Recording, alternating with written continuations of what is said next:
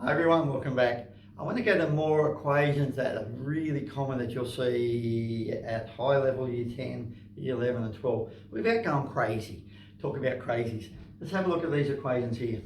I could try to guess what number when I divide it by 3 plus that same number divided by 4 equals 5, and that would be just ridiculous. Take forever to do it. I have this thing I always talk about, get rid of fractions first. When I see lots of students, those who get rid of fractions first make less mistakes, have less problems and understand better. So my classes I nag and nag, get rid of fractions first.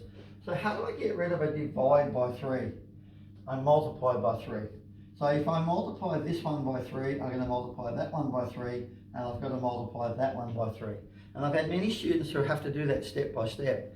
I'm tempted to go through and go times 3, times 3, times 3.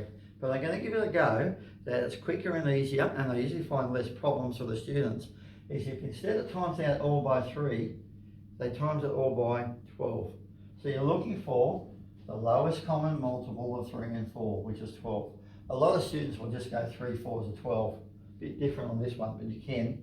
Let's have a look at it. So if I times this one by 12, I times that one by 12, and I times that. And what do I mean by 1? This is a term separated from another algebraic term with an addition, and an equal sign puts this term on the other side. Let's have a look at what happens. Denominator, numerator, 3 into 12 goes 4. So you can simply go 3 into 12. I used to go cross out the 3 and put a 4 there. Sometimes that's better when the numbers are worse, which you'll probably see over here. So then I'm left with a 4x, and 4 into 4 goes once, could have gone once there. 4 into 12 goes 3, and I'm left with a 3x. Now, I could reteach this video in so many different ways, but that's the way for the moment. Let's have a look at what happened. Turn the yucky question into a really simple 7x equals 60. Of course, if I divide this side by 7, I divide that side by 7, and the answer is 60 on 7. Now, in Western Australia, if it was a waste question, you can just leave it at 67. If it's, you might have a maths teacher says you must change it back to a mixed fraction, and then you're going to go how many 7s? 7 8s are 56.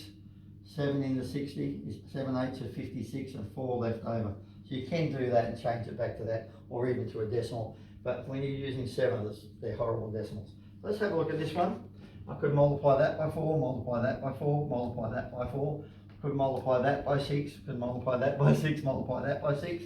And some people are watching are screaming out going, multiplying by 24. But there's a better one than 24. And 24 gets too big. 4 and 12 both fit into 6.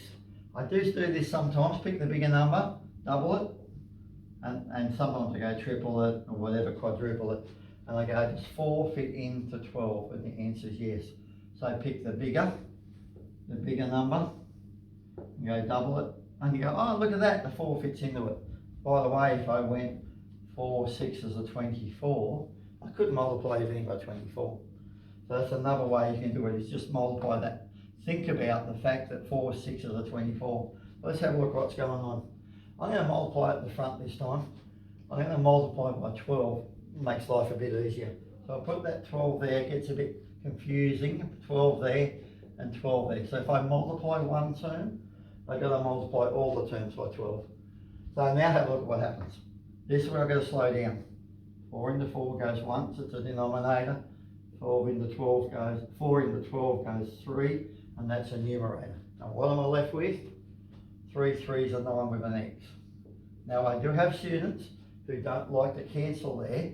They'll say 12 3s are 36. 12 3s are 36 divided by 4 is 9. It's up to you. I prefer to cancel, it's up to you. What I've seen over the years, so you could go here 12 5s are 60, divided by 6 is 10. Whereas I go 6 and a 6 is 1, 6 and a 12 is 2, especially when the numbers are revolting. 2 5s are 10, so I've got minus 10x. And then go 3 12s are 36. And just like over here, I turned a fairly revolting question into a really simple one. So I've got minus x is 36. Now, how do you get rid of that minus? You can't end up with a minus, we want x equals. Now, we'll show you properly what happens here. If I multiply this side by -1, I have to multiply that side by -1. What do two negatives make? A positive. So therefore you've got an x or a 1x. and that becomes a negative. So what do I do instead of thinking about that? I just go turn that into a positive and turn that into a negative. I hope it helps. I think I've got one more to go. A bit more level of difficulty without going too crazy. Thanks for watching. If you're enjoying it, if you want to support me, press like and subscribe and tell your friends. Thank you.